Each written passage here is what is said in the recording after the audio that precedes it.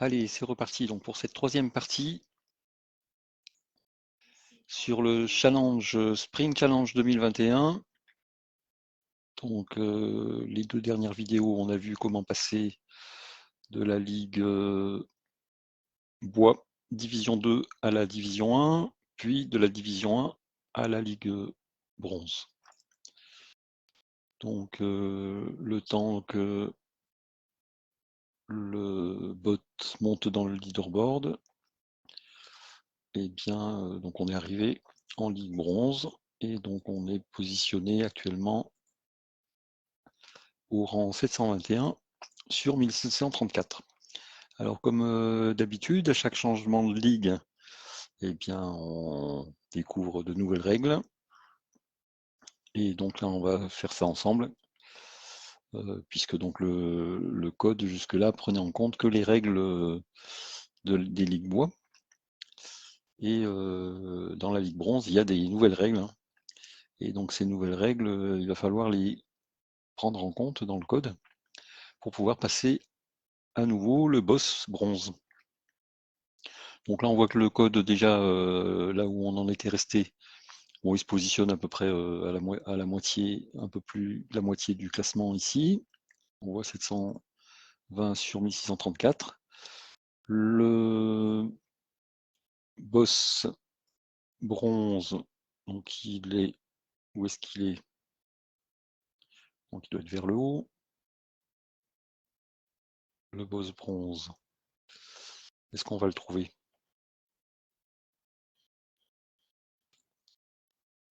Ah, alors non, il n'y a pas de boss bronze, il n'y a pas de boss bronze, puisque en fait, le boss, s'il y avait un boss, on verrait ici. Alors là, on a l'IA par défaut. Alors c'est bizarre parce que tout à l'heure, dans le chat, il y a certaines personnes qui disaient que des gens étaient passés argent et on avait effectivement des gens en argent ici. Et là, on voit qu'en fait, ils ont supprimé la Ligue Argent, ce qui est normal, hein, puisque normalement, la Ligue Argent ne s'ouvre que le 10 mai, donc ce lundi. Donc oui, il devait y avoir, soit ils ont fait des essais sur la plateforme Coding Game, et donc ils ont voulu tester la Ligue Argent, soit il y a eu une erreur de manipulation, je ne sais pas trop. Donc ok. Donc là on est en Ligue Bronze, et donc il y a pas de boss bronze jusqu'à lundi. Et lundi, donc ils prendront un code au hasard, donc dans le leaderboard. Si, alors pas vraiment au hasard, on va dire que, imaginons qu'on est là, on est 1000 en Ligue Bronze. Ben, on est plus, mais il n'en affiche que 1000. Et donc, en général, ils prennent 30% du classement. Donc, imaginons qu'on est dans les 300 à peu près. Voilà, ils vont regarder dans cette zone-là et puis analyser un peu les parties, voir en fonction des langages, regarder un peu les codes. Et puis, ils vont sélectionner donc une personne dans cette zone-là et ils vont dupliquer son code en le renommant boss avec un nom de baptême. Des fois, ils mettent Bossa Nova ou Boss des maths, voilà, avec des noms rigolos. Et donc, le code dupliqué, eh bien, il sera inclus dans le classement, donc il sera positionné vraisemblablement dans cette zone-là aussi. Et donc, pour arriver en Ligue Argent, il faudra battre ce boss. Donc, c'est comme ça que ça va se passer. Ensuite, pour le passage des ligues or et des ligues légendes, sauf que la fenêtre de sélection qu'ils prennent devient de plus en plus serrée. Et souvent, pour passer de la Ligue Or à la Ligue Légende, bah, ils prennent une vingtaine de personnes en haut, quoi. C'est-à-dire que le niveau du boss qu'ils vont dupliquer, eh bien, il commence à être déjà assez élevé. Et donc, pour passer le boss, pour passer de la Ligue Or à la Ligue Légende, bah, c'est souvent voilà, assez compliqué. Mais ça, on verra ça quand ça sera le moment. Donc du coup, là, on est tranquille, hein, on est 720e sur 1649, donc tout le monde va coder tranquillement pour essayer d'implémenter des règles, d'améliorer donc son jeu, Et donc on a jusqu'à lundi, donc là ça nous laisse encore demain, vendredi, samedi, dimanche, et puis lundi soir, je pense que ça sera vers 18h, le boss bronze sera mis en place et donc va couper la ligue bronze en deux en fait, c'est-à-dire tous ceux qui seront au-dessus du tiers hein, à peu près hein, vont passer automatiquement en ligue argent et tous ceux qui sont en dessous devront battre le boss pour passer dans la ligue argent. Donc l'intérêt du temps qui nous reste, c'est de se dire que bon voilà, on est 1600 en ligue bronze. Imaginons lundi, on sera peut-être 2000, 2500, puisque les personnes qui sont en ligue précédente dans la ligue bois, ils vont passer des boss, hein, donc on sera peut-être 2000, peut-être 2200, 2300 lundi. Et à ce moment-là, eh bien, pour pas se préoccuper de passer le boss, il faudrait être dans le tiers supérieur. Peut-être le quart si on est nombreux, hein.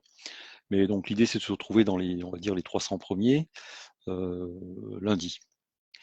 Bon, néanmoins, tout le monde va améliorer son code, donc les jeux vont s'améliorer, donc il faut quand même toujours améliorer son code. Imaginons que même demain, si j'arrive dans les 300 premiers, il ne faudra pas s'arrêter parce que les autres continuent à s'améliorer et globalement on perd environ 50 places par jour hein, à peu près hein, voilà. Si on laisse son code dans l'état, c'est à peu près ce niveau-là quand on est dans le haut du classement. Quand on est dans le bas, on peut perdre beaucoup plus. Alors voilà, on va regarder les règles. Les graphismes, ils sont quand même très jolis, hein, moi je trouve. Alors l'objectif, c'est toujours le même. La forêt est composée de 37 cases hexagonales. Chaque case a un indice et jusqu'à 6 voisins. Donc là, on va commencer à s'intéresser aux voisins, parce que j'ai parcouru un peu la règle, et ça, c'est important. Chaque case peut contenir un arbre. Chaque arbre appartient à l'un des joueurs et possède une taille. Alors tout à l'heure, je m'étais posé la question de la taille, puisqu'on avait des tailles 1, 2, 3, puisqu'on n'avait que des arbres. Et là, maintenant, on a des graines. Et donc, on a la taille 0. Voilà. Et donc j'ai bien fait de fixer la taille max à 3, puisqu'en fait, en réglant tout sur la taille max à 3, bah, du coup, qu'on ait une taille 0 ou pas, ça n'impacte pas mon code pour l'instant. Ensuite, chaque case a une richesse. 0 pour des cases inutilisables, 1 pour un sol de mauvaise qualité, 2, 3, ça on a vu. Ensuite, soleil et ombre. Alors ça, c'est nouveau. Chaque arbre projette une ombre qui affecte un nombre de cases basé sur leur taille. Les arbres de taille 1 projettent une ombre sur une case. Les arbres de taille 2 projettent une ombre sur deux cases. Les arbres de taille, alors là il y a une erreur, de taille 3, projettent une ombre sur trois cases. La direction de l'ombre dépend de la direction vers laquelle le soleil pointe. Au jour 0, le soleil pointe vers la direction 0, ce qui veut dire que toutes les ombres sont projetées vers la droite, donc la direction 0, ça doit être par là. Alors si je lançais le code pour avoir un peu un support visuel, comme ça on va voir tout de suite la direction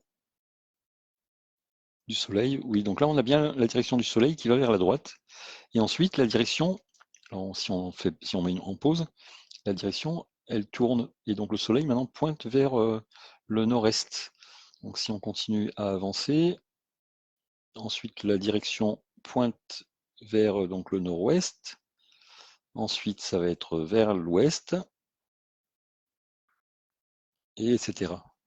Donc chaque jour en fait le soleil tourne. Voilà, enfin, chaque tour de jeu, bon, ils appellent ça des jours, mais a priori c'est comme ça que ça marche, hein. Je crois que c'est chaque jour le soleil tourne. Et d'ailleurs ils donnent la formule.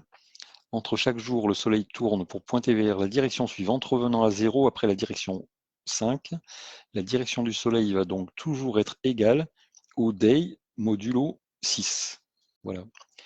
Donc c'est très simple. En fait, le day, on va dire que le day, on pourrait le calculer très facilement en mettant, vu qu'on a dans la situation du jeu le jour de jeu ici, eh bien, la direction du Soleil, eh bien, elle sera égale au tour de jeu modulo 6.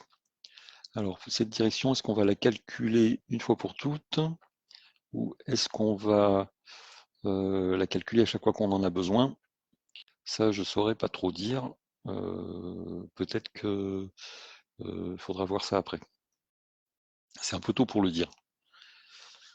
Je ne sais pas trop si c'est une valeur qu'on va réutiliser souvent ou pas.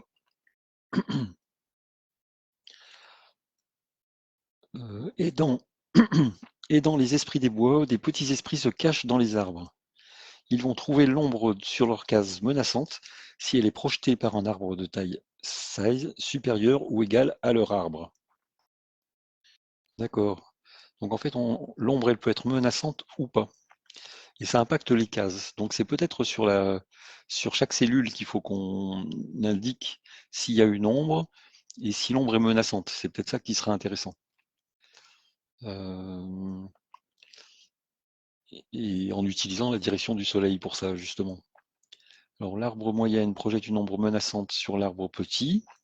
Donc là, on a un arbre moyen, un arbre petit. Donc là, l'ombre est menaçante. Ici, on a un arbre moyen qui projette une ombre, mais qui n'est pas menaçante sur l'arbre grand. Alors là, il y a aussi une erreur de typo. Et l'arbre moyen projette une ombre menaçante sur l'autre arbre moyen, même si celui-ci est sur la dernière case de son ombre. Donc l'arbre moyen, il mesure 2 cases, hein, de taille, et donc son ombre fait 2 cases, et donc va menacer l'arbre qui est ici, puisque la case menaçante, si elle est projetée par un arbre de taille supérieure ou égale. Voilà. Donc là, c'est assez clair. Point de soleil. Les petits esprits de la forêt vont récupérer des points de soleil grâce à chaque arbre qui n'est pas frappé par une ombre menaçante. Donc un arbre qui est frappé par une ombre menaçante, en fait, il va pas produire de points de soleil, ce qui va donc pénaliser le joueur. Donc un arbre de taille 0, aucun point de soleil. Un arbre de taille 1 point de soleil. Taille 2, 2 points. Taille 3, 3 points. Ok. Donc là, ça, c'est pas mal. Alors ensuite, dans les actions, on a une action supplémentaire qui est seed. Commander à un arbre de lancer une graine sur une case dont la distance à l'arbre est inférieure ou égale à la taille de l'arbre. Donc en fait, un arbre qui fait 1, ici, il pourrait lancer une graine à une case de distance, ici, et un arbre qui fait 2 pourrait lancer une graine à 2 cases. Ça se complique, hein. Voilà. Pour effectuer l'action seed, vous devez dépenser un nombre de points de soleil égal au nombre de graines, arbres de taille 0, présentes dans la forêt que vous possédez. Donc il faut compter le nombre de graines. OK. Et c'est le nombre de points dont on a besoin pour planter une graine. Vous ne pouvez pas planter une graine sur une case inutilisable ou sur une case qui contient déjà un arbre. OK. Cette action impacte l'arbre et la graine, ce qui signifie qu'ils seront tous les deux endormis avant le début du prochain jour. D'accord, donc la graine est endormie, c'est-à-dire que à partir de cette graine, je pense qu'on ne doit pas pouvoir la faire pousser. D'ailleurs, l'action de gros, commander un arbre ou une graine, voilà, donc là on a les graines en plus, de grandir jusqu'à la taille suivante. Ok. Donc la graine qu'on vient de planter, on ne peut pas la faire grandir. Et l'arbre qui vient de lancer une graine, du coup, ne peut pas lancer une autre graine, ou ne peut pas grandir, ou ne peut pas faire quelque chose une fois qu'il a lancé la graine. Ce qui veut dire que peut-être qu'on peut faire grandir l'arbre d'abord, et ensuite lancer la graine, dans le même jour. Puisqu'en fait, on a vu que dès la première ligue, hein, la Ligue Bois 2, on a vu que eh bien, dans le même jour, en fait, on pouvait lancer plusieurs actions, hein. On pouvait compléter un arbre, puis un autre, puis un autre. Donc sans doute qu'on peut faire une succession d'actions comme ça. Voilà, simplement, c'est que l'arbre, lorsqu'il est endormi, ben, il est endormi jusqu'au jour suivant. Si les deux joueurs plantent une graine au même endroit, au même moment, aucune des deux graines n'est plantée. les points de soleil sont rendus aux joueurs et les arbres ayant lancé les graines deviennent endormis. Ah, d'accord. L'arbre est endormi, mais la graine ne se plante pas. Si les deux joueurs plantent la graine au même endroit. Ok, donc ça c'est pas mal. Alors, faire pousser une graine en un arbre de une taille coûte un point de soleil, plus le nombre d'arbres de taille 1 que vous possédez déjà. D'accord, donc ça, en fait, il faut qu'on mette toutes ces règles au fur et à mesure là. Alors, je vais revenir en arrière du coup pour faire pousser un arbre. Eh bien, le coût de la poussée de l'arbre, eh bien, c'était le coût, c'est la calcul du coût. If size égale 1, return 3. Donc là, en fait, on a une autre ligne. If, puisqu'en fait, on a les graines maintenant. If t-size est égal à 0, return. Donc là, c'est le coût pour faire pousser l'arbre. Une graine en un arbre de taille 1 coûte 1 point de soleil. Donc là, on avait 3 et 7, plus le nombre d'arbres de taille 1. Voilà, donc on a return 1 point de soleil, plus dat.nb tree size de taille 1. Voilà. Donc le nombre d'arbres de taille 1, on l'avait calculé dans la phase de calcul qui est ici, calcul préparatoire, et on avait dit que le nombre d'arbres de taille 1, de taille 2 et de taille 3 était initialisé à 0. Donc là, il faut qu'on initialise aussi le nombre d'arbres de taille 0, puisque c'est le nombre de graines. Donc on va simplement faire ça, c'est simple, et on va compter du coup le nombre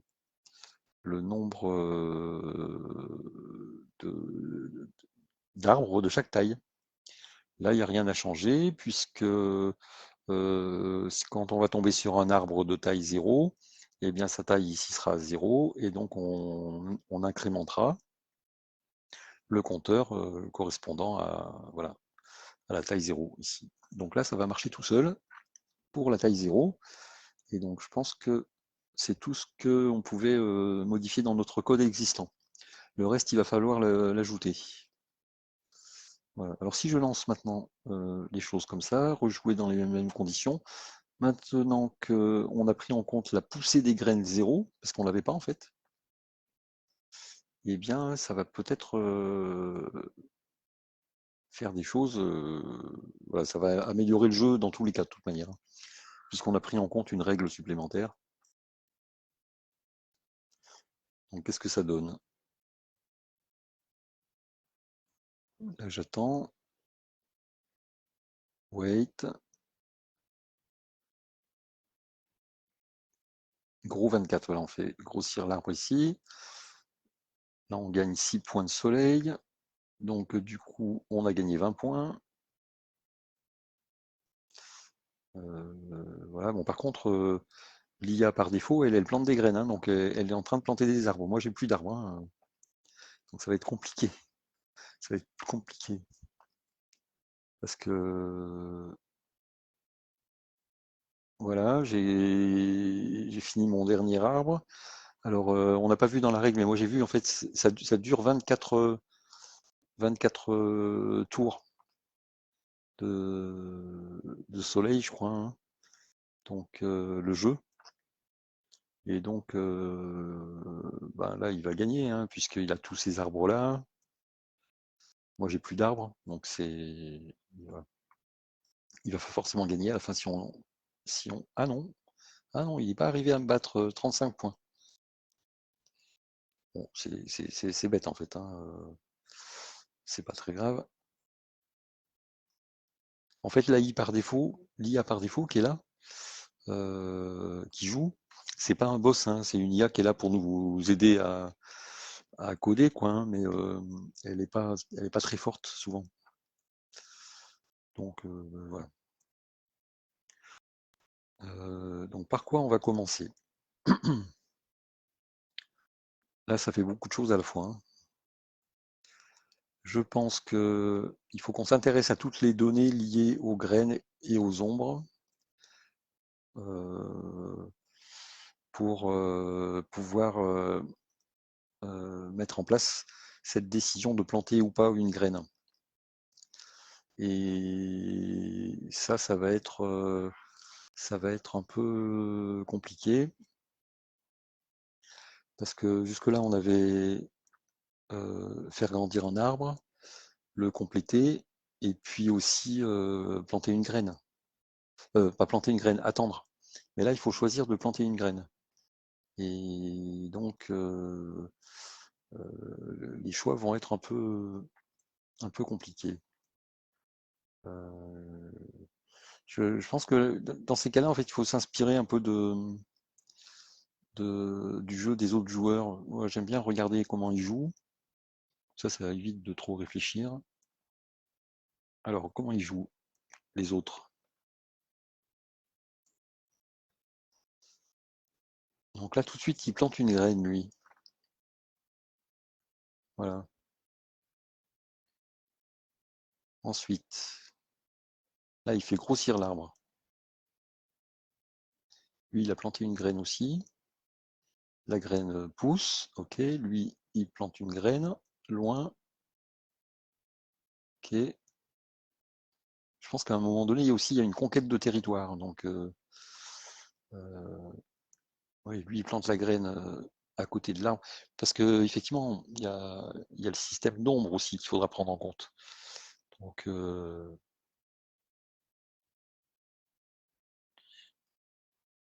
ouais, c'est pas. C'est le choix entre est-ce qu'il vaut mieux faire pousser un arbre ou est-ce qu'il vaut mieux planter une graine, il va pas être simple. À un moment donné, il va falloir faire une évaluation complète du jeu pour dire bah, ma situation de jeu dans tel état, elle est mieux que dans tel autre. Et là, oui, on voit que le jeu devient quand même très très compliqué. Donc lui, il lance une graine là. Ensuite, oui, il y a des arbres qui poussent, hein.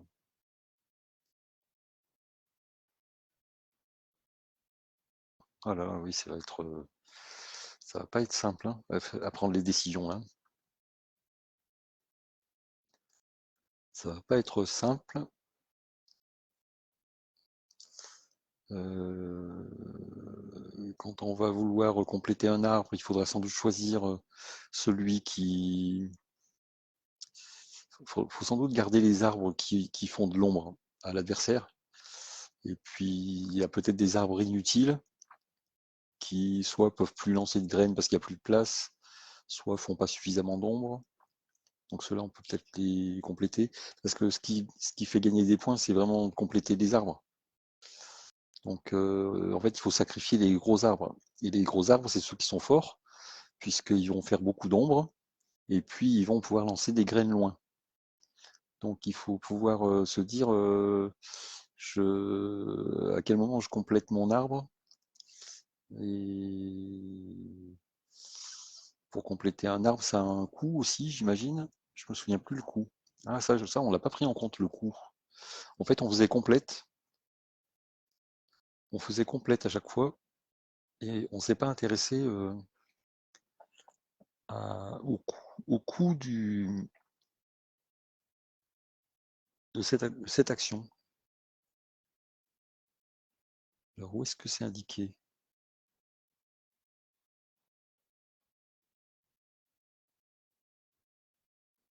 Les actions complètes, ok, c'est là.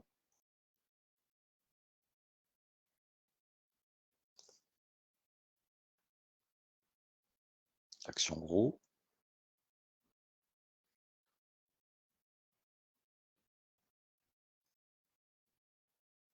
Ben, je ne la retrouve plus. Complète. Commander à un arbre de compléter son cycle de vie. Cette action retire l'arbre et vous fait marquer des points. Plus d'informations sur les points dans la suite de l'énoncé.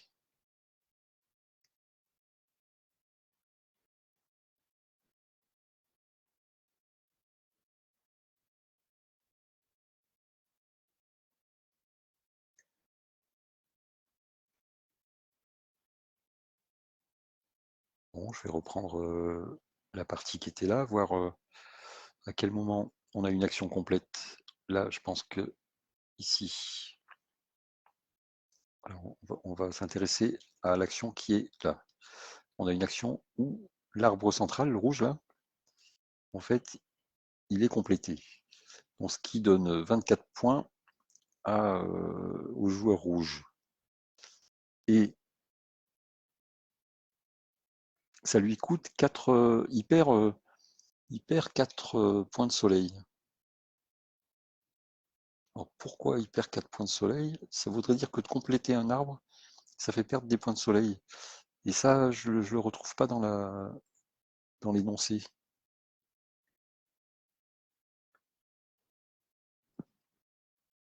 Où est-ce que c'est marqué? Je vais poser la question dans le chat.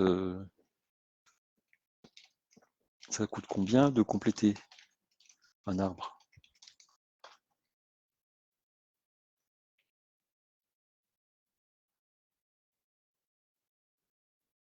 Ah, c'est marqué là, voilà, j'ai la réponse sous les yeux. Compléter le cycle de vie d'un arbre coûte 4 points. Voilà. Ah, c'est bon, j'ai trouvé.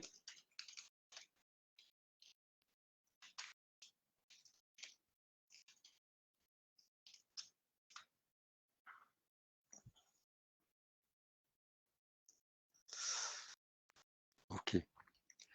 Alors, ça on l'a pas pris en compte tout à l'heure. Donc, pour compléter le meilleur arbre, en fait, il faut qu'on ait des points. Donc là, j'avais si c'est pas mon arbre, je continue. Si la taille de l'arbre n'est pas bonne, je continue. Et if, donc là, c'est player 0, donc point son est inférieur à, euh, à 4. Donc là, c'est complete cost en fait. Mais cost complète. Complète, à ce moment-là, continue.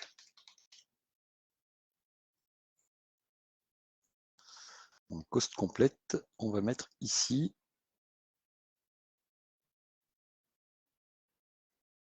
max, move max. On va mettre les coûts ici. Define cost complete. 4. On pourrait mettre define cost gros 0. C'était 1. Define cost gros 1. C'était 3. Et puis define cost gros 2. C'était 7. Et comme ça, on pourra mettre ces constantes. Ça sera plus clair ici. Donc en fait, return gros 0, gros 1.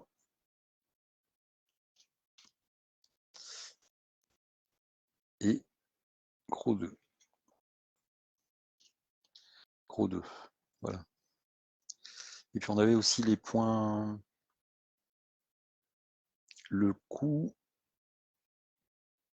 C'était quoi ça? C'était les points gagnés. C'était les points gagnés lorsque on veut faire un complète. Donc gain. On va mettre gain ici. Cost.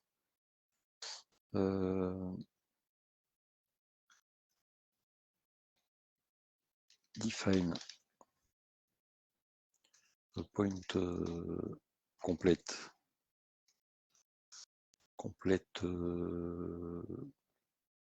sur un terrain qui vaut 1. Voilà, c'était 0. Ensuite, sur un terrain qui vaut 2,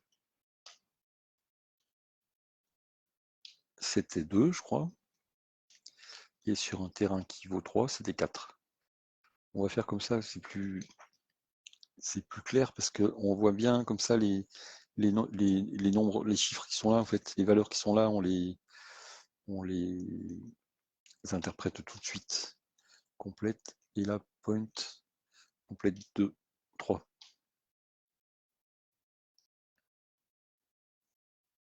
Voilà. Size égale 0, size égale 1, size égale 2. C'est bon, là je pense que c'est bon. Si je le relance pour vérifier que je n'ai pas fait de bêtises. Voilà. Et on va publier dans l'arène puisque ce qu'on a en plus de fonctionnel dans cette, après ces modifications, c'est qu'on peut faire grandir les graines, chose qu'on ne pouvait pas tout à l'heure puisque alors qu'est-ce qu'on faisait? En fait, on retournait rien. Ça devait générer une erreur d'ailleurs. Il n'y avait pas de le cas de la taille 0 n'était pas prévu. Donc il devait y avoir quelque chose qui se passait là. Et donc, si on regarde dans les matchs, dans l'arène, bon, on voit que ça démarre pas trop mal, hein. Bon, j'ai quelques parties perdues au début. Voilà, il y a quelques parties ex aequo. Bon, ça rame un petit peu, hein, le rafraîchissement. Il faut dire qu'on est nombreux. Voilà, les 3 parties du début sont perdues. Alors, souvent, les 10 premières parties, ici, elles sont faites sur un échantillon qui est réparti sur l'ensemble des, du ranking, en fait, du classement.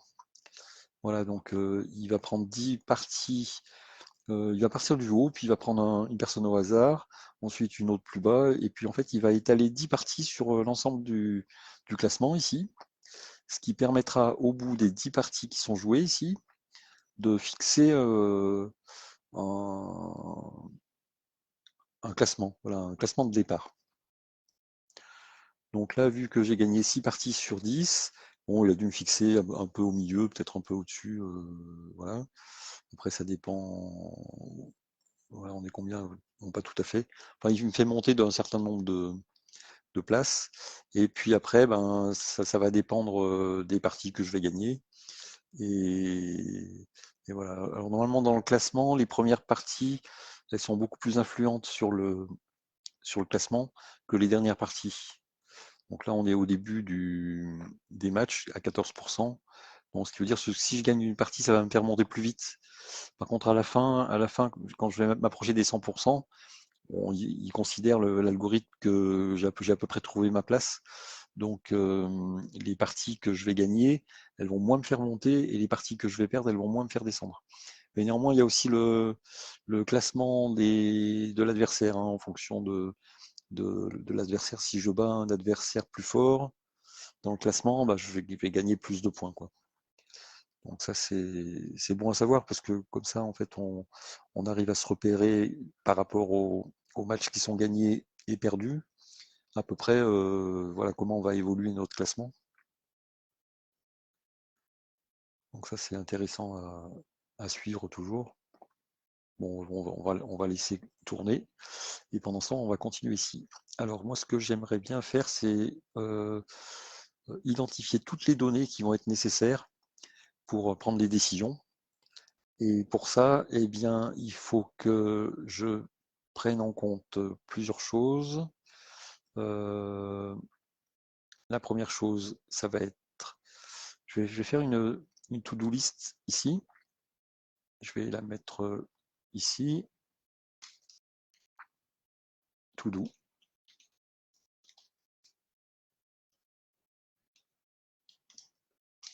Donc on va gérer les ombres sur le sol.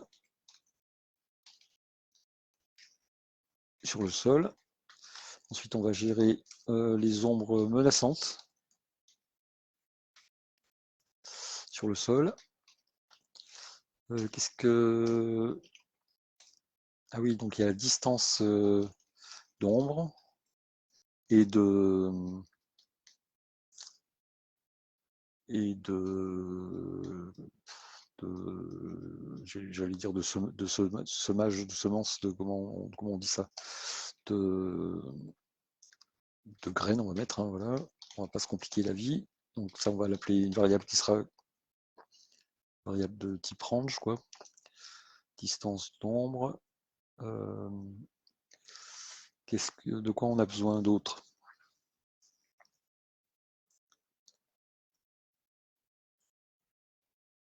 quand on est là, oui, donc on voit que l'arbre là, il porte sur une ombre. On a besoin de savoir si une case est menacée ou pas. En fait, c'est ça. Ouais, une case est-elle menacée ou pas? Case menacée ou non.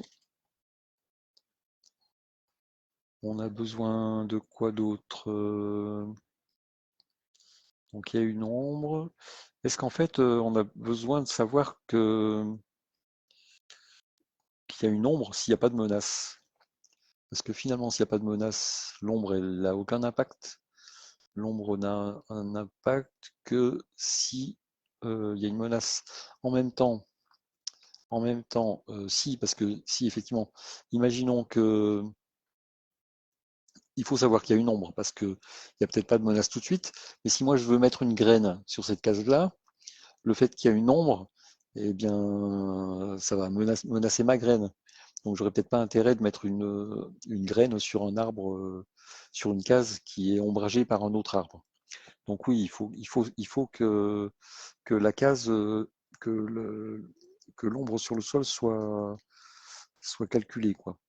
Donc il faut connaître l'ombre, il faut savoir s'il y a une menace, et il faut savoir euh, voilà, les distances. Bon, voilà, tout ça. Et donc, pour ça, j'aurais besoin de calculer les. Il faut calculer, et ça, il faudra le faire en premier, les cases voisines. Voilà, les cellules voisines. Pour l'instant, on ne le faisait pas. Et ça, il faut le faire pratiquement tout de suite. On va le faire tout de suite. Puisque dans, dans la lecture du jeu, ici, on lit, on lit la case voisine de 0, la case voisine de 1, la case voisine de 2, etc. Ok. Donc, je pense que dans l'ordre, ça doit être la case voisine à droite, hein, donc celle qui est en 0. Ensuite, la case voisine de 1, ça doit être la case suivante en montant dans le sens où le soleil tourne. Donc ça doit être la case qui est au nord-est, ensuite au nord-ouest, ensuite à l'ouest, etc. Alors là, on a une valeur, et qu'est-ce qu'on peut en faire? Il faut qu'on mette à jour un pointeur. C'est le pointeur de la case en cours, en fait, c'est la case en cours. Et on a un pointeur vers la cellule voisine. Et donc on a la cellule voisine à droite qui est égale en fait à euh,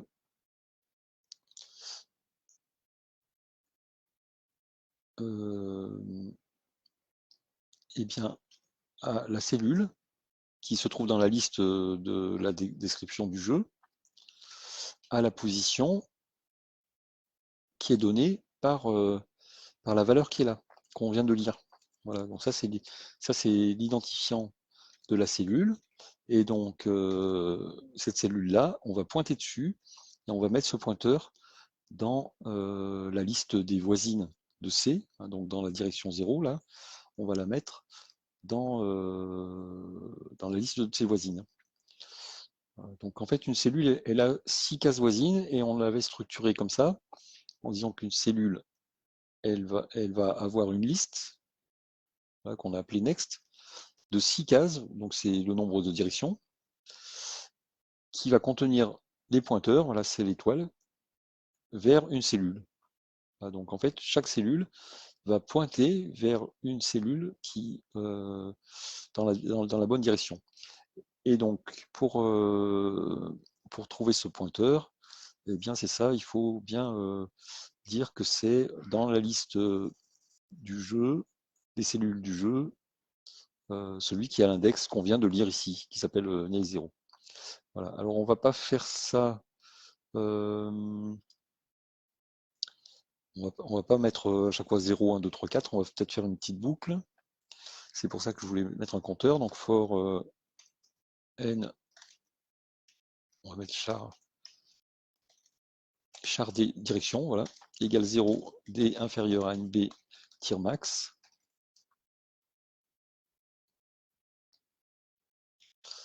Je vais peut-être remplacer NB dir max par NB dir, hein, finalement, c'est le nombre de directions. NB dir, remplacer, comment ça marche? Remplacer, c'est pas ici, non, voilà, replace par NB dir. Si je fais remplacer tout, replace all, voilà. Donc, ensuite, j'incrémente la direction. Et donc, maintenant, on va mettre dans la cellule voisine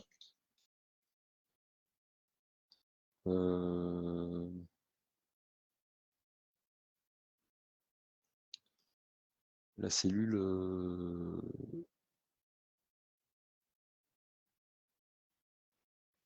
dans la bonne direction. Donc, la voisine dans cette direction est égale à la valeur que je viens de lire ici.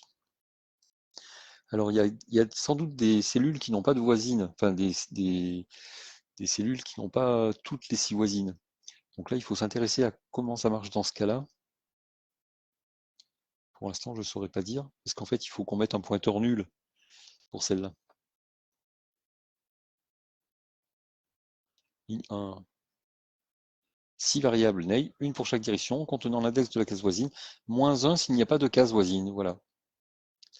Donc là, if ney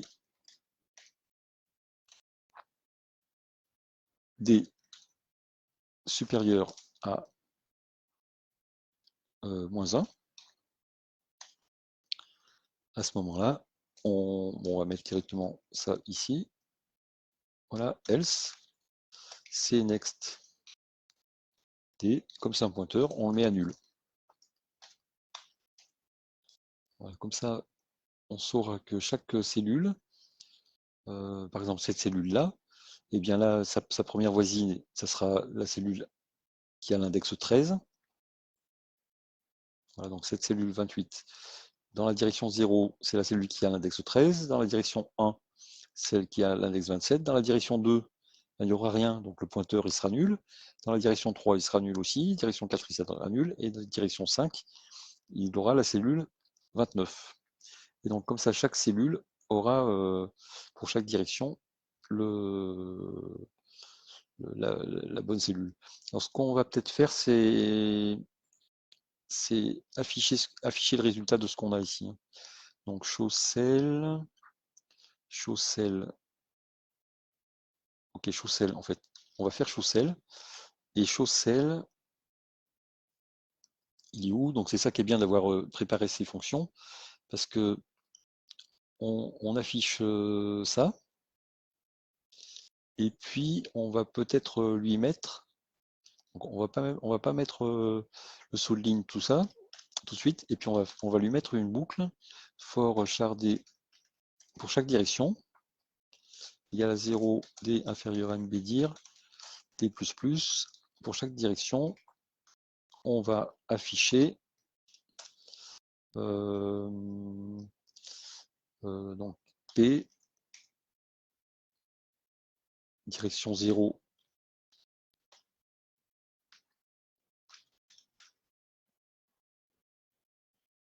direction 0, on va mettre, alors c'est %d, 2 points %d, espace, et là on va mettre donc la direction, d, virgule, c,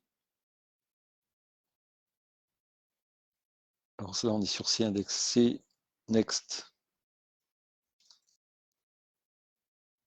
c next, oui, alors on va dire que la voisine elle s'appelle C1, donc c'est cell étoile C1 est égal à C next D. Donc là on aura le pointeur vers la cellule C1. Et ici, donc on va mettre C1, C1 index, donc on aura l'index de la cellule.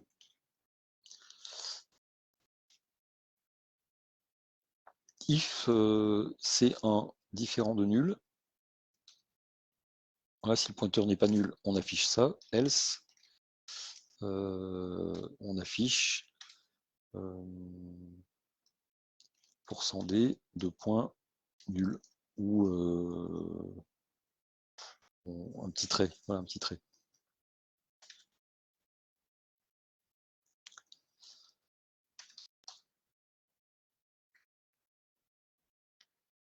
Donc là, ça devrait être bon. Et richness D, on va mettre un petit espace. Neighbor, deux points. Et comme ça, on aura toutes les valeurs de toutes les valeurs. Alors, est-ce que je vais mettre entre parenthèses comme ça.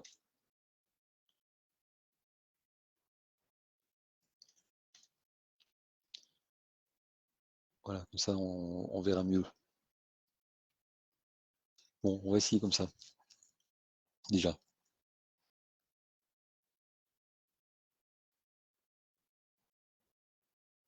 Error expected before else. Donc oui, if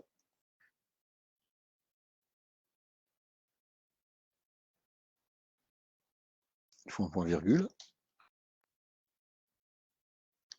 On relance.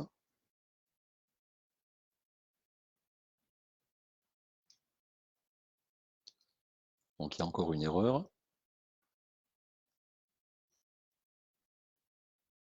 Has not provided an action in time. Bon.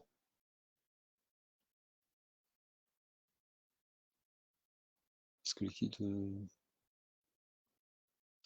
ça a dû planter? Donc quand ça plante comme ça, c'est mauvais signe, hein. C'est qu'il y a un problème de pointeur quelque part. Il y a un problème de pointeur quelque part. Show cell if c'est un différent de nul.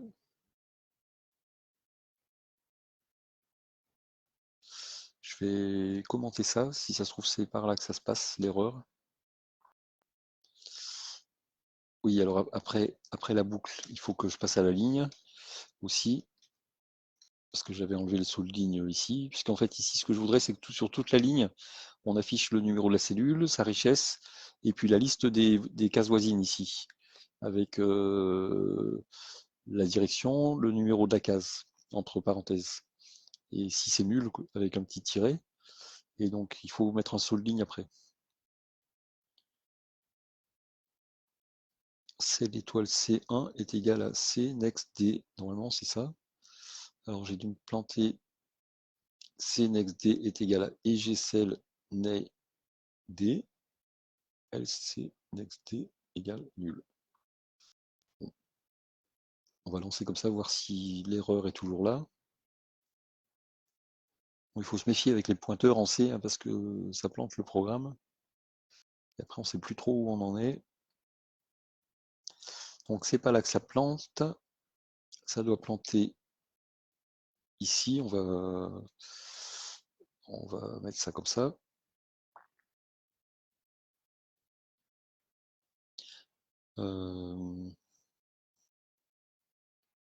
Il se peut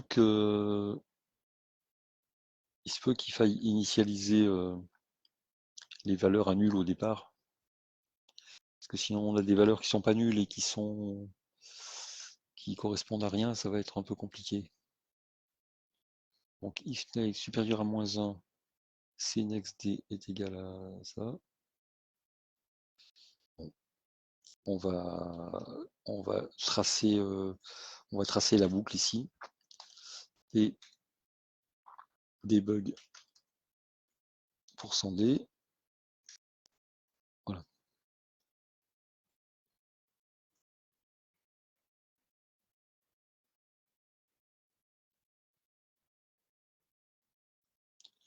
Debug 0, debug 0, debug 0. Ah d'accord, il est rentré dans une boucle infinie. Ah bah ça c'est la meilleure. Voilà, donc l'intérêt des prints comme ça en plein milieu d'une boucle, c'est bien parce que du coup, je vois qu'on a oublié le D++ ici. Donc forcément, la boucle ne pouvait pas s'arrêter puisqu'on n'incrémentait jamais la variable. Ok. Donc là, on est bon. On va réenlever la partie qui est là. Oui, alors il faut toujours alterner entre codage et debug, hein. Un coup on code et puis ensuite ça marche pas, on débug. Et des fois ça prend des heures, mais c'est un peu le jeu, hein. Là ça va, c'était pas trop méchant. Voilà, donc là on a des choses qui se passent. Et puis on voit qu'on marque des points, ça c'est pas mal. Euh, c'est pas ce qu'on vient de faire qui marque des points, puisque ce qu'on vient de faire, on vient juste de construire le graphe qui permet de connaître les voisines pour chaque case. Et donc on va arrêter le traitement du jeu parce qu'il est long et on va simplement regarder si on voit les cases voisines. Pourquoi on ne les voit pas? Ah oui, parce que le traitement il est fait au début, il est fait là. Voilà. Donc on a 37 cellules et donc on voit bien que la cellule 0, ses voisines, eh bien direction 0, c'est 0, direction 1, c'est 0, direction 2, c'est 0, et bien il y a un loupé. Parce que là, c'est pas ça qu'on veut, quoi, hein. La cellule 0, sa voisine, ça peut pas être 0. Et là, on a des choses. Là, par exemple, on voit que la cellule 23, sa voisine à droite, c'est 22. On va voir, la cellule 23, elle est où?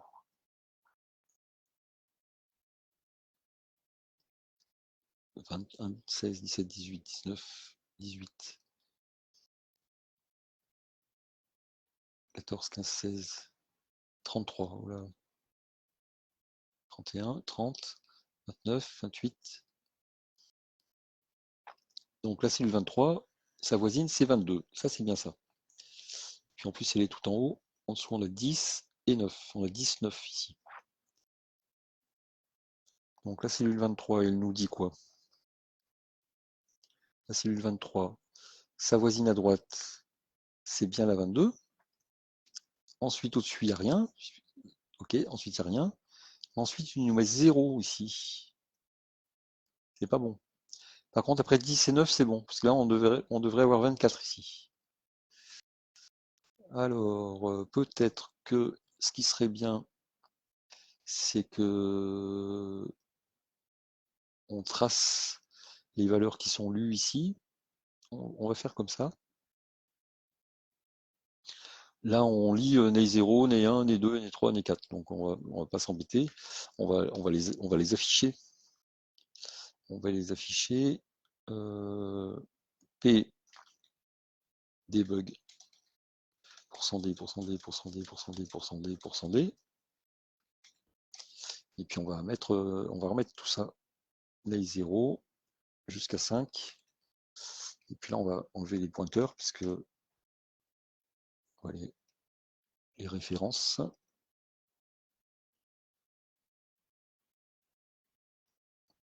Et puis on va relancer.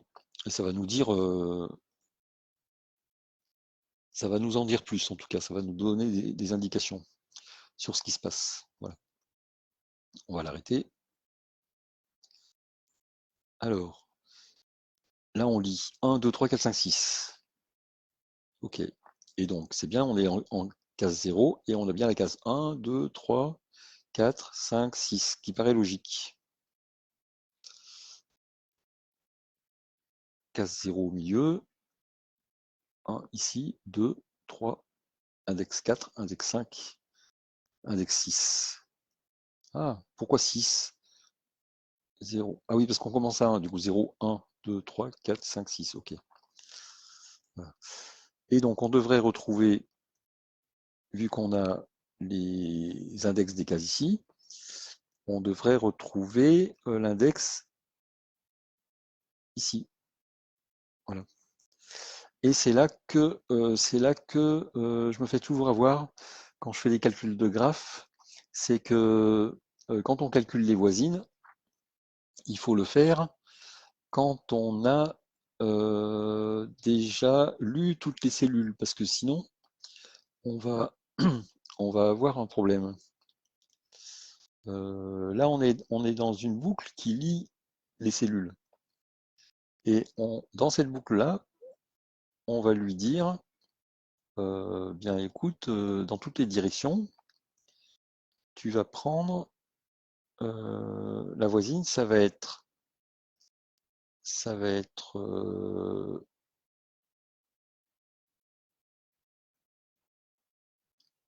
la cellule. Mais non, c'est pas si simple, hein. C'est pas si simple. Je pense que c'est bon, en fait. Mais voilà, c'est ça. C'est qu'en fait, là, on va afficher. C'est ça. C'est qu'en fait, on lui dit, voilà toutes mes voisines. Il va pointer dessus. Mais par contre, on va lui dire maintenant, affiche-moi les informations de cette cellule. Mais on est toujours en train de ne traiter que la cellule en cours, donc la cellule centrale, hein, pour la première. Donc on va afficher la cellule centrale. Mais en affichant la cellule centrale, on va lui demander d'afficher donc les infos cellules, richness, etc. Puis de lui afficher les infos de toutes les cellules voisines. Mais c'est des cellules voisines pour lesquelles on n'a pas lu les infos encore. Donc on ne connaît pas l'index de cette cellule, puisqu'elle n'a pas été lue. Donc voilà, c'est simplement une histoire d'affichage. C'est-à-dire que cet affichage de cellules n'est pas capable d'afficher les informations concernant l'index des cellules voisines, puisque l'index des cellules voisines, en fait, il sera mis à jour, il sera lu lorsque on aura lu toutes les autres cellules. Donc ce qu'on peut faire, c'est que simplement après ça, on va simplement copier la boucle ici.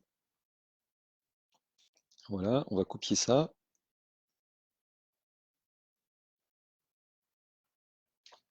Et donc pour chaque cellule,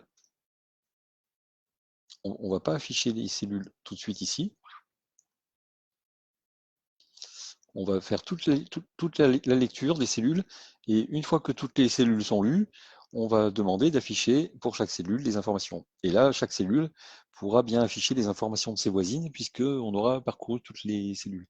Donc ça, je me fais avoir à chaque fois avec ça. Et bon, c'est assez piégeux, hein. Voilà, donc là, on aura une erreur, c'est l'éclat, chose celle C. Il faut que je mette, faut que je lui dise ce que c'est comme pointeur. Voilà. Et là, normalement, ça devrait marcher.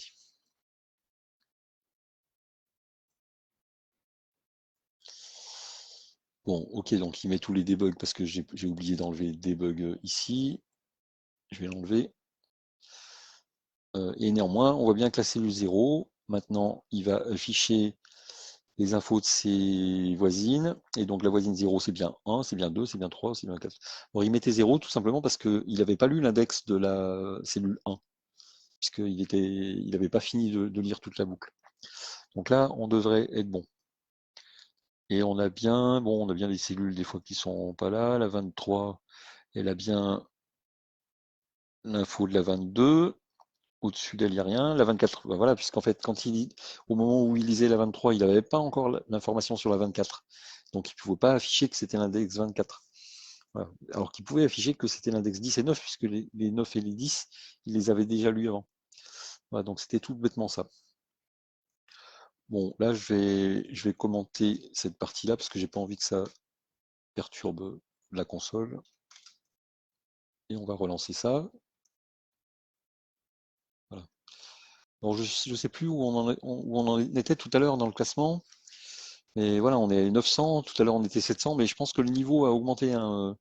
Moi, pendant que j'améliore mon code, les autres ils font pareil. Et donc, c'est normal que ça fasse ça. Bon, néanmoins, je suis toujours qu'à la moitié, hein, donc ouais, c'est très très partagé les résultats, hein. Un coup je perds, un coup c'est ex aequo.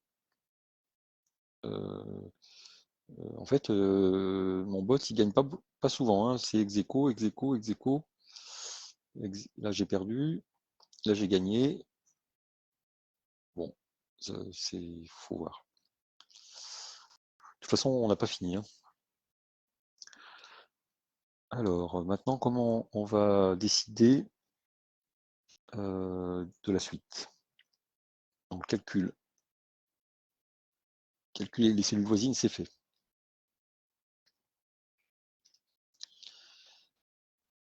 L'ombre sur le sol. Alors ça va être des calculs un peu plus compliqués. Déjà, l'ombre sur le sol, il faut que je le mette dans une cellule. Donc ma cellule, elle a ses voisines. Il faut lui dire, est-ce qu'il y a une ombre, shadow, voilà, et est-ce qu'il y a une menace, threat. Donc là, ombre,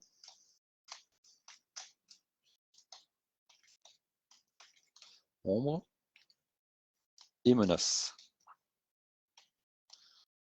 Alors, je pense que c'est pas suffisant ça parce que une case, elle peut, elle peut être ombragée par nous aussi, par nous ou par l'adversaire. Et donc, il faut savoir si l'ombre, elle nous concerne, elle vient de nos arbres à nous, ou si elle vient des arbres de l'adversaire. Voilà, ça je pense que c'est important. Alors, char shadow, est-ce qu'on met shadow euh, pour chaque joueur en fait? Comme ça, on aura shadow 0 et shadow 1. Et la menace, ben, la menace, pareil, c'est que euh, on peut avoir une menace. euh, on peut avoir une menace d'un joueur et pas d'un autre en fait. Euh, alors, est-ce que c'est pertinent de dire ça? Si j'ai un arbre, je suis menacé, donc là je sais forcément que la menace c'est parce que ça vient de quelqu'un d'autre. Ok. Et si j'ai pas d'arbre, il n'y a pas de menace. C'est simplement qu'il faut que je sache quelle ombre est portée. S'il y a les deux ombres, eh bien du coup, ça veut dire que si je mets une graine, je risque d'être menacé. Dans tous les cas, si je mets une graine et qu'il y a les deux ombres, je serai menacé par l'ombre adverse. Donc c'est intéressant de connaître l'ombre de chaque joueur.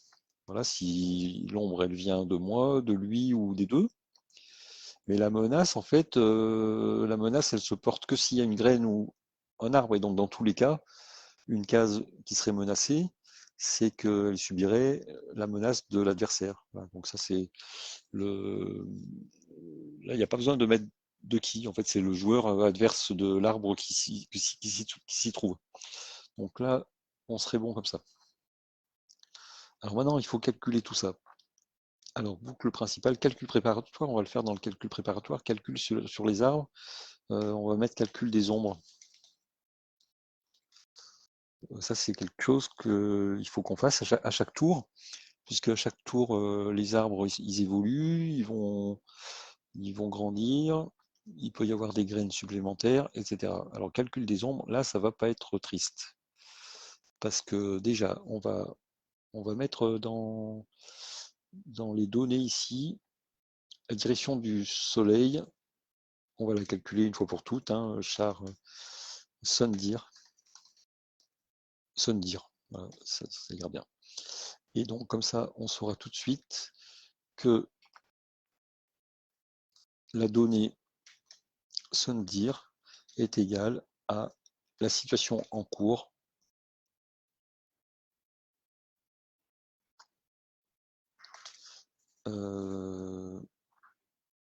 le jour, c'est le numéro du round, hein, nombre de rounds, pour modulo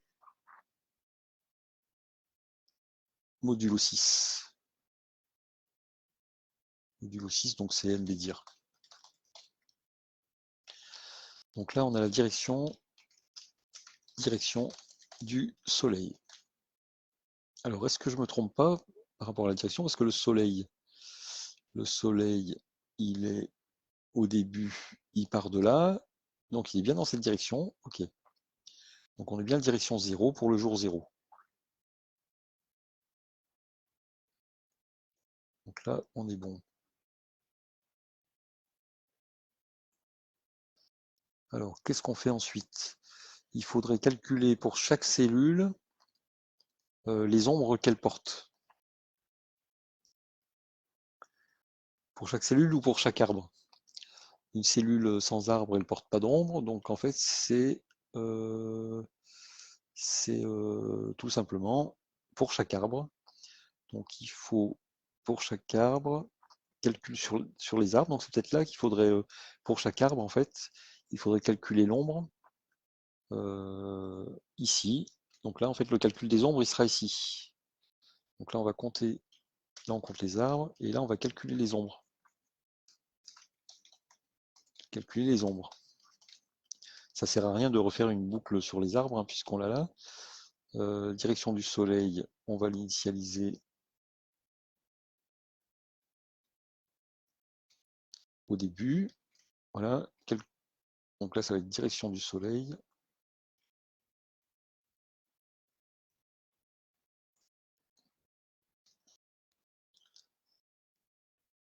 Voilà, donc là on a la direction du soleil. Ensuite, on va faire plusieurs calculs sur les arbres. Donc on va compter les arbres, on va calculer les ombres. Dit comme ça a l'air tout simple, mais il faut le faire. Alors on connaît la direction. On connaît la taille de l'arbre. Donc on va simplement mettre un char size est égal à pour apporter un peu de lisibilité est égal à t-size. Bon, en fait, oui, t-size, on l'a, ok, d'accord. On connaît la taille. Ensuite, puisqu'on connaît la taille, eh bien, l'ombre va se porter sur les cases, sur autant de cases que la taille. Donc, on va mettre un for char. Donc là, on a déjà du n ici. On va mettre S, hein, c'est l'ombre. Char S est égal à 0. S comme shadow. S inférieur à, du coup, on va mettre t-size. Bon, ça sert à rien d'avoir la variable qui est là. C'est bon, c'est assez simple. Et S++, on ne va pas l'oublier cette fois. Donc on va faire autant de fois que la taille de l'arbre, quelque chose. Et ce quelque chose, ça va être, on va chercher la cellule voisine. Donc celle étoile C1 est égale à, alors, est égal à calculer les ombres. Donc il faudrait calculer tri égale T tri. Donc là c'est pointeur sur l'arbre, c'est arbre. Voilà. Et celle étoile C est égale à et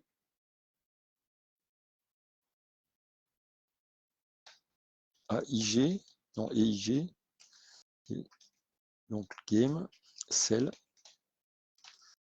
de T cell. Voilà. Donc là, on a c'est l'index de la cellule, de l'arbre. Et donc, on va pointer sur la liste des cellules qui sont dans les informations du jeu. Donc là, on a pointeur sur la cellule de l'arbre. Là, on a pointeur sur l'arbre. Comme ça, on a déjà C. Donc C1 est égal à la voisine de C, donc next, dans la direction du soleil, donc date sondir. Et voilà, donc là, on a la cellule voisine. Donc, if C1 est égal à nul, à ce moment-là, on break. Ça ne sert à rien de continuer la boucle. Voilà. Sauf si plus loin, on a des trous dans la requête là. Hein. Parce que si effectivement on a la cellule voisine ici qui est à nul, et que voilà, mais bon, j'espère qu'il n'y aura pas de trous. C'est peut-être pour ça d'ailleurs qu'ils ont mis des cellules richesse zéro, parce que sinon ça perturbe, hein. S'ils mettent des trous, ça sera bizarre. Ça va être difficile.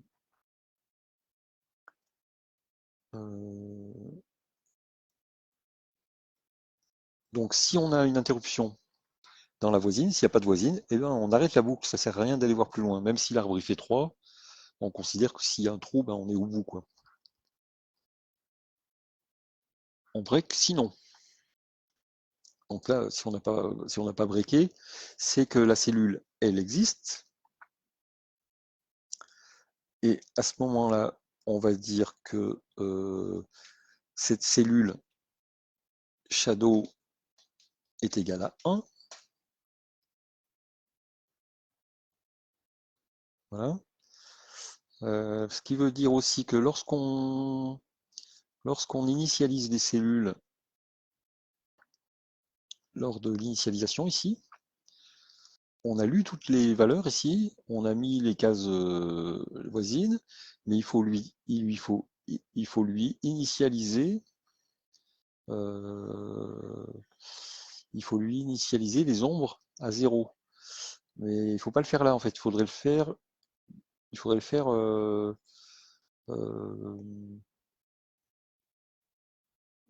au départ en fait ça. Donc juste avant les calculs ici, eh bien il faut qu'on initialiser les cellules ombres. Donc là il faut for int n est égal à 0, n inférieur à ig, n bcel, n++, et bien du coup il faut que à chaque tour en fait il faut qu'on vide les ombres puisqu'on va les recalculer derrière, et il vaut mieux toutes les mettre à 0 pour ensuite pouvoir porter les ombres uniquement sur les cellules concernées. Donc on va mettre cell étoile, c'est donc là c'est classique maintenant, EIG cell n, voilà, et donc C shadow est égal à 0, donc il n'y a pas d'ombre par défaut, et là il n'y a pas de menace, est égal à 0. Donc maintenant qu'on a dit qu'il n'y a ni ombre ni menace sur aucune des cellules, maintenant dans la boucle des arbres, on va pouvoir dire que donc si j'ai une voisine, eh bien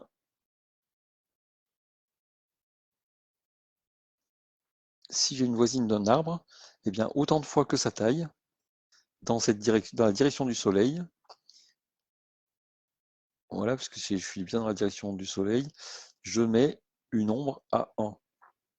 Voilà. Et ensuite, la boucle suivante, il faut simplement que je dise que C est égal à C1. Voilà.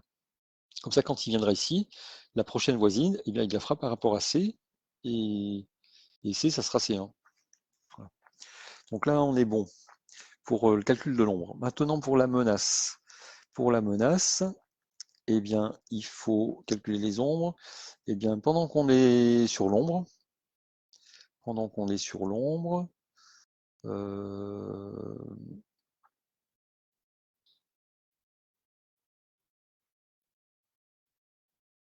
alors c'est pas c'est un shadow, c'est chez un shadow T-player, parce que c'est l'ombre portée par le joueur de l'arbre. Enfin là, voilà, le player c'est le joueur qui possède l'arbre. Et donc il faut marquer que l'ombre est portée par tel joueur ou par tel autre. Voilà. Et donc ici, T-shadow 0, pareil, 0 est égal à C shadow 1 est égal à 0. Voilà, comme on avait vu, hein, il faut que la cellule, elle se souvienne de si l'ombre, elle vient d'un arbre du joueur 0 ou du joueur 1. C'est important parce que ça va permettre de calculer la menace. Donc maintenant qu'on a l'ombre, la menace, eh bien, on va menacer la cellule si, alors if t player différent de différent Ah oui, alors là, la menace, c'est plus.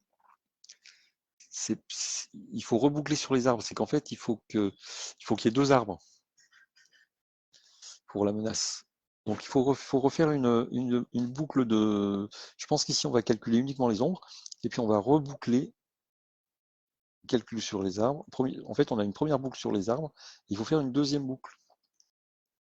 La première boucle, elle va calculer les ombres. Et la deuxième boucle, elle va vérifier si l'arbre est dans une ombre ou pas. Donc là, c'est le plus simple qu'on puisse faire, hein, en fait. Hein. Donc on va prendre, on va regarder l'arbre, on va regarder la cellule.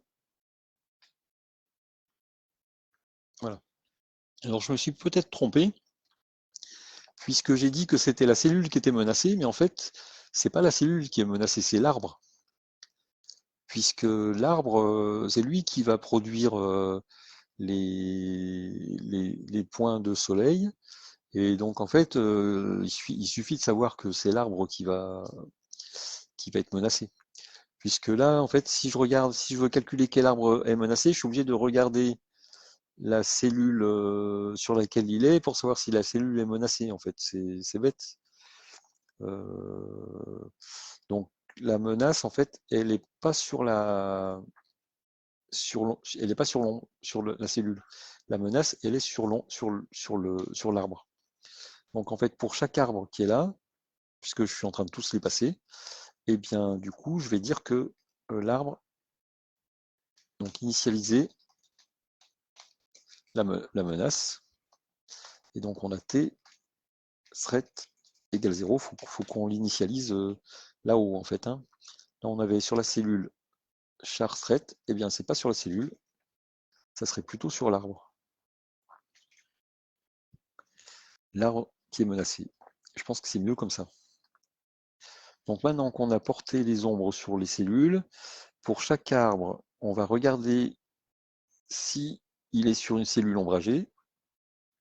Donc on va déjà pointer sur l'arbre, on va pointer sur la cellule de l'arbre. Donc, if c'est shadow, on va regarder le. On va faire la formule directement, on pourrait rendre plus lisible, mais en fait, tant qu'on se comprend, ça va. On va chercher l'adversaire de l'arbre. Donc l'arbre, c'est T-player. Le joueur de l'arbre, c'est T-player. Son adversaire, c'est 1 moins T-player, parce que si T-player est égal à 1, 1 moins 1, ça fait 0. Et si si le joueur est 0, ça fait 1 moins 0, ça fait 1. Donc en fait, là, on a l'adversaire du joueur. Et donc, on va regarder l'ombre adverse. Donc si la cellule porte une ombre adverse, c'est là, voilà, si la cellule porte une ombre adverse, à ce moment-là, euh, et,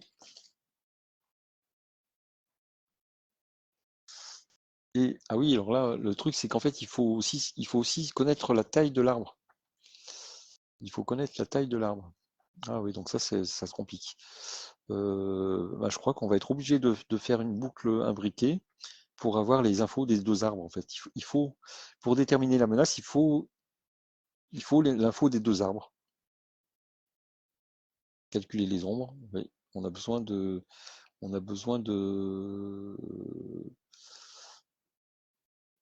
des infos des deux arbres. Et on a besoin d'avoir calculé toutes les ombres avant. Donc on peut pas se servir de cette boucle-là comme première boucle d'arbre et imbriquer une deuxième, parce que cette première boucle d'arbre sert à calculer les ombres, et il faut avoir calculé toutes les ombres, et ensuite faire la combinaison des arbres pour, pour calculer les menaces. Donc en fait, les calculs des menaces, on va les faire là. Calcul. Il y a sans doute peut-être plus performant à faire, hein, mais là, ça me semble plus logique de faire ça. Donc on a une première boucle d'arbre. Ensuite, c'est l'arbre sur lequel on va chercher la menace. euh, c'est compliqué, hein, c'est compliqué parce qu'en fait, il faut non seulement qu'on boucle sur les arbres, mais il faut que l'ombre portée sur la cellule corresponde à l'arbre qui porte, qui fait ombre. Donc il faut que l'arbre qui fait ombre soit plus grand que l'arbre qui est sur la cellule sur laquelle il y a l'ombre. Donc comment je fais le lien moi, entre la taille de l'arbre et je vais quand même pas mettre l'info de taille dans l'ombre.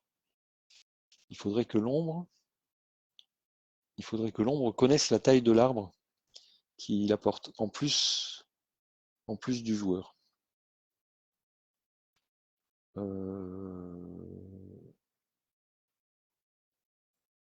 Donc une ombre, elle est portée par un arbre et ouais, en fait c'est ça, hein, l'ombre est portée par un arbre. Et avec l'arbre, après, je connais sa taille.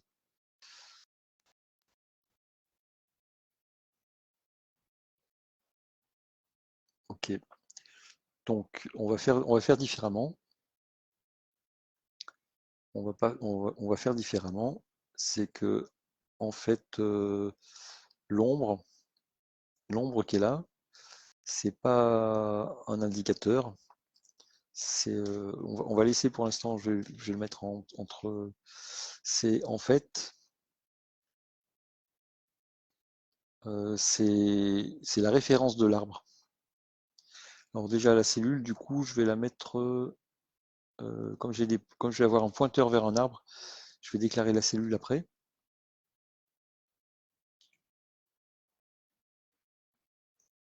Et donc ici, ça va être struct, tree étoile, shadow, voilà.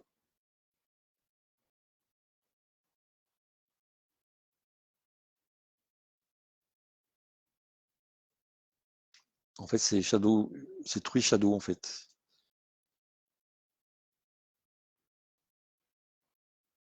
Tree shadow. Voilà. Et donc tree shadow, c'est un pointeur vers l'arbre qui porte l'ombre sur la cellule qui est là. Donc, ce qui veut dire que pour chaque cellule ombre, c'est ici, c'est tree shadow. Donc là, j'ai plus besoin du joueur puisque le joueur sera porté par l'arbre. Chez tree shadow est égal à nul. Donc au début, il n'y a pas d'ombre. C'est-à-dire qu'on ne connaît aucun arbre qui porte l'ombre. Ensuite, on va dire que lorsque je calcule l'ombre, je calcule l'ombre, donc pour chaque case de la taille de l'arbre, je choisis la voisine, ok, là ça ne change pas. Et donc maintenant, donc l'arbre qui porte ombre, qui fait ombre à cette cellule, voilà, l'arbre qui fait ombre à la cellule, est égal à, eh bien, à T. Voilà. Parce que T, c'est l'arbre qu'on est en train de traiter. Donc l'arbre qu'on est en train de traiter, on prend sa taille et on regarde pour les cellules, la première et la deuxième ou la troisième en fonction de la taille, eh bien, on va dire que cette cellule-là, elle va pointer sur l'arbre qui lui fait ombre. Et s'il n'y a pas d'arbre qui fait ombre, eh ben on aura la valeur nulle. Donc comme ça, on a dans ce pointeur tree shadow, soit on a nul et on n'a pas de. En fait, ça va pas non plus, parce qu'en fait, une cellule, elle peut être ombragée par plusieurs arbres. Ah oui, il faudrait stocker vraiment toutes les ombres, hein. C'est ça qui est embêtant. C'est bizarre ça. Ça va pas faire ça. Donc, tree shadow.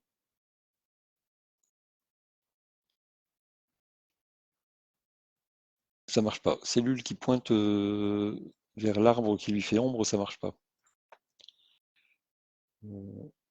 Et pourtant, il faut bien arriver à retrouver l'arbre qui fait ombre, sinon on peut pas voir si euh,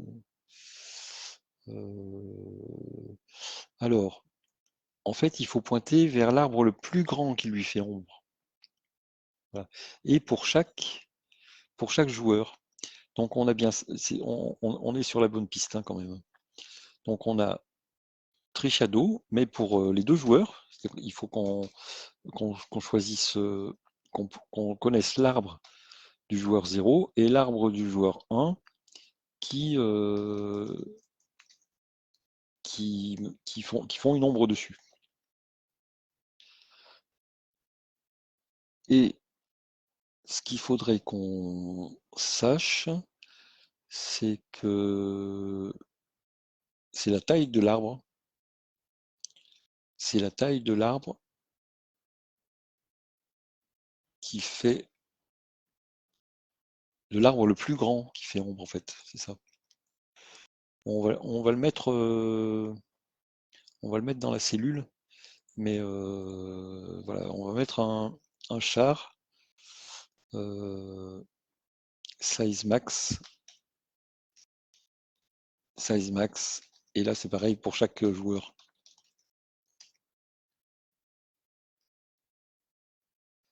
Size tree, ou tree size max plutôt, tree size max. On va commencer à s'en sortir pas comme ça, et puis on verra si on peut simplifier plus tard. Donc on a besoin de la taille de l'arbre qui est là. Alors, parce qu'en fait, il faut rester très logique pour pas trop se compliquer, hein, donc on était dans les calculs. Donc là, on est sur une cellule qui est ombragée, donc le pointeur de l'arbre c'est T, et alors on va voir que ce ne sera pas forcément ça, hein, mais et shadow T player voilà, pour chaque joueur est T, et la taille de l'arbre, donc tree size max de T player, pareil, est égal à T size. Mais c'est pas tout le temps, parce qu'en fait, il faut que euh, ça c'est conditionné, c'est que c'est si j'ai un arbre plus grand que celui que j'avais avant. Voilà. Alors ici, tree shadow, là, 0 et, 1, donc là, pour chaque pointeur de chaque joueur, c'est nul. Et il faut que je fasse pareil avec size, tree size max, 0 est égal à c tree size max 1 est égal à, et donc là, la taille maximum pour l'instant c'est 0. Voilà. Alors ça c'est des choses que on n'est pas obligé tout le temps de réinventer, puisque, et là il faut s'intéresser à l'énoncé qui nous donne, en général, à partir d'un certain niveau, il nous donne le code. Voilà, vous pouvez voir le code source sur le repo GitHub. Et donc dans le code source, en fait, on a tous les calculs qui sont faits par l'arbitre, en fait, c'est-à-dire le programme qui va jouer le jeu. Voilà. Et donc là, il doit y avoir un référé, voilà, référé Java. Et donc en Java, on va trouver toute la logique du jeu. Et donc plutôt que de réinventer la gestion des données, etc., eh bien, des fois, on peut s'intéresser, c'est souvent plus simple, au code Java, et puis regarder comment le jeu est géré, quoi. Alors souvent, il y a la structure des informations. C'est vrai que là, j'ai pas pensé à le faire tout de suite, mais ça peut être une aide, hein. Nous, on va continuer comme ça pour l'instant. Mais quand on fera la simulation, peut-être qu'on reviendra là-dessus. Voilà, par exemple, une cellule. Cell, euh, richness, index, invalide, ouais, une cellule invalide, set richness, get richness. Ok, donc là, avec les classes Java qu'on a là, Ça peut nous aider à board Java. Qu'est-ce qui nous donne le board? Ok. Donc à un moment donné du challenge, hein, en particulier quand on commence à complexifier un peu le code, ça vaut le coup de s'intéresser à ce qui est là-dedans pour aligner un peu notre code sur tout ce qui est là. Euh, Sage. Donc à un moment donné, il y a forcément une méthode ombre et calcul des menaces. C'est obligé parce que alors, CubeCord, ils ont fait des coordonnées cubiques pour gérer les hexagones. Ok, bon c'est classique. Seed Java, Sun Java, Tree Java, Player Owner, Toner, Set Owner, Get Size, Set Size, Is Dormant, Set Dormant, Reset. À un moment donné, ils doivent bien parler de Shadow, Board, Action, Frame Type, référé.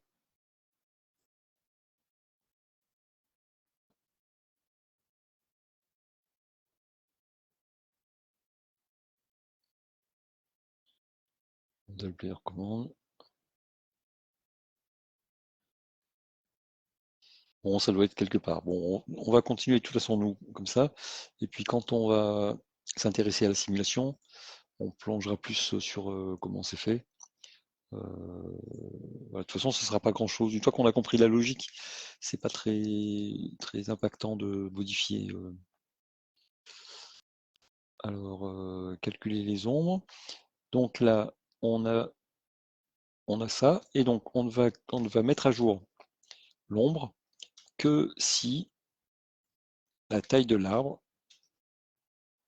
est supérieure à la taille déjà inscrite dans la cellule, voilà, de T player. À ce moment-là, si la taille est importante, ça vaut le coup de réenregistrer les informations, c'est-à-dire l'arbre qui porte l'ombre et la taille. Voilà.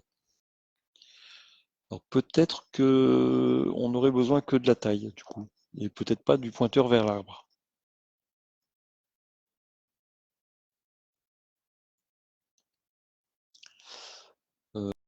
Qu'on a besoin du pointeur vers l'arbre, oui, pour avoir le joueur, puisqu'on a l'ombre en fait.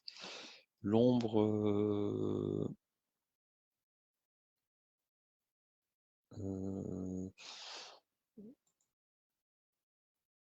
oui, mais le joueur, on l'a là. Ah, voilà, on commence à affiner la logique. Peut-être qu'on n'a pas besoin de shadow ici, de tree shadow, on n'a pas besoin du pointeur d'arbre, donc on n'aurait pas besoin de l'initialiser là, et on n'aurait pas besoin de le déclarer ici. Voilà. En fait, on aurait sur chaque cellule que la taille de l'arbre le plus grand pour chaque joueur. Voilà. Et comme ça, on aura à la fois la taille directement pour calculer la menace, et on connaîtra le joueur puisque on connaît les tailles pour chaque joueur. Ok, donc ça devrait être bon. Donc là, on a initialisé si T-size est supérieur à C1 tree size max du joueur. À ce moment-là, C1 tree size max du joueur est égal à T-size. On a bien mis à jour la taille la plus grande. Donc ensuite, calcul des menaces. Une fois qu'on a calculé toutes les ombres, il faut refaire un calcul de tous les arbres pour vérifier s'il est menacé. Alors, on a l'arbre, on a la cellule. Si, alors là c'est là, si c'est tree size max de 1, donc là on revient sur le moins t player, donc là on est sur le joueur adverse, hein. 1 moins t player c'est le joueur adverse, comme on expliquait tout à l'heure. Et donc si l'arbre, la taille de l'arbre le plus grand du joueur adverse porte une ombre sur cette cellule, à ce moment-là, eh bien, on va appliquer à l'arbre, on va dire t threat est égal à 1. Voilà. Alors tthreat, on avait dit que c'était initialiser la menace à 0. Ok, dans la boucle qui est là. Ok, bon, ça commence à ressembler à quelque chose. Alors comment on pourrait tester ça? Comment on pourrait tester ça? Il faudrait que dans l'affichage d'un arbre, donc d'où l'intérêt d'avoir fait la fonction showTree ici, showTree cell size player dormant, ok. Là, on va mettre donc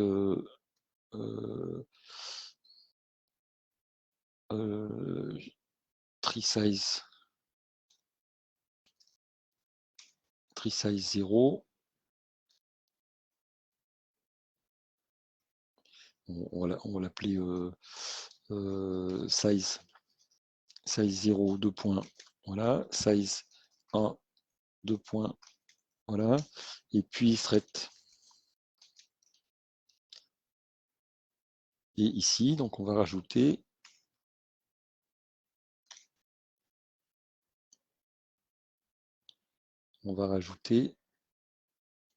alors oui, non, je me trompe. La taille des arbres, elle est sur la cellule, elle n'est pas sur l'arbre. Donc là, on montre l'arbre. Donc on a simplement t thread. Voilà.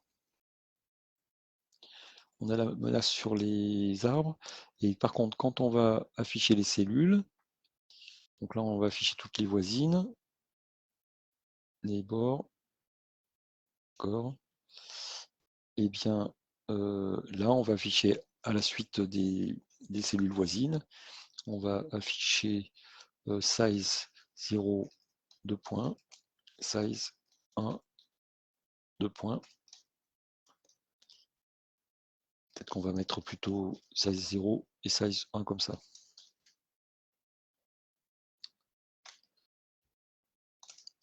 Donc ça sera C, tree size max 0, C, tree size max 1.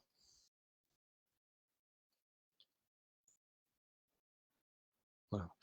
Donc là, pour chaque calcul des menaces, donc là, une fois qu'on a calculé les menaces, on va simplement dire show tree t.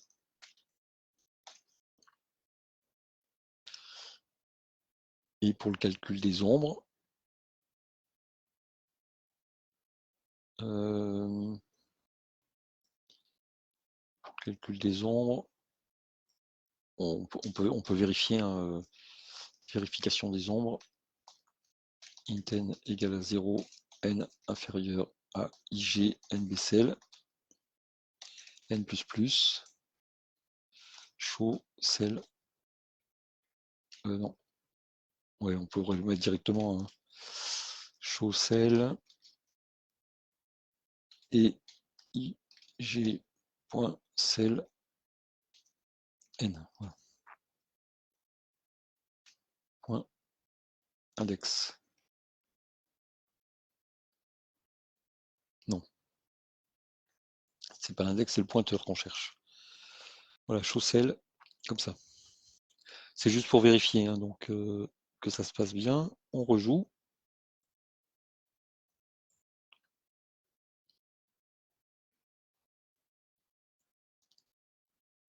Erreur, erreur, erreur. D'accord.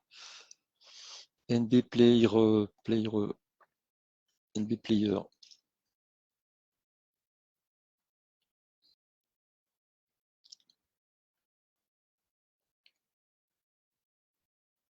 Invalide de type argument. Int IG. Point, c'est un point, c'est pas un pointeur. IG. Ok. Rejouer.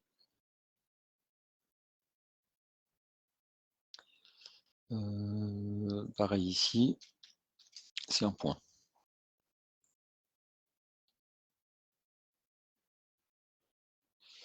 Invalide type of argument. Pareil aussi.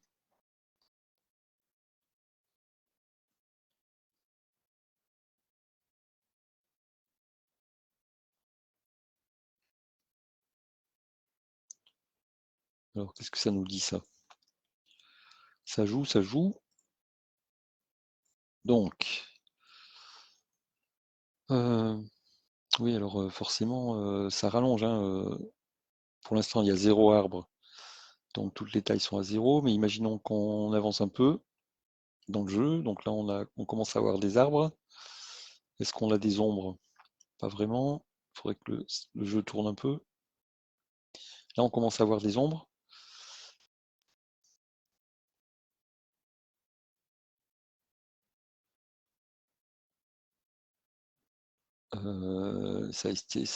Voilà, on commence à avoir une taille d'arbre là. Voilà. 2, donc on commence à avoir des ombres. On va pas vérifier finement tout ça, mais euh, on voit que la cellule 15, eh bien, il y a un arbre de taille 2 du joueur 1 qui porte une ombre sur elle. Donc la cellule 15, 11, 12, 13, 14, 15, voilà, voilà 15, et l'arbre de taille 2.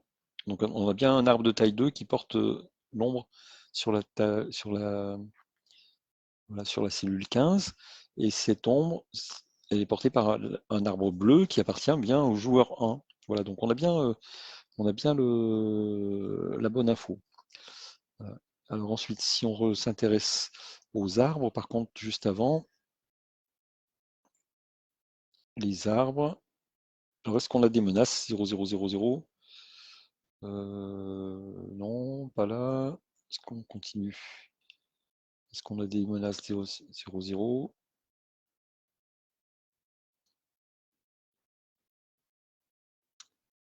Bon, il n'y a pas vraiment de menaces dans le jeu là. Est-ce qu'on a un cas? Ah non, en fait, puisque j'ai pas j'ai pas d'arbres en fait. Mes arbres, ils envoient pas de graines. Donc comme ils envoient pas de graines, eh bien, ça va être difficile de faire des menaces. Ok. Bon, là, je pense qu'on a pas mal avancé sur les données. Bon, il se peut qu'il y ait des erreurs, mais on détectera ça au fur et à mesure. Donc l'important, c'était de bien organiser ça. C'est un peu, voilà, c'est un peu des fois tiré par les cheveux, mais je pense qu'avec ça, on peut s'en sortir. On n'a pas trop complexifié, hein, je pense. Le fait que la cellule connaisse la taille des arbres de chaque joueur qui porte l'ombre sur lui, je pense que c'est bon. Et si la taille est de 0, c'est qu'il n'y a pas d'ombre en fait, hein.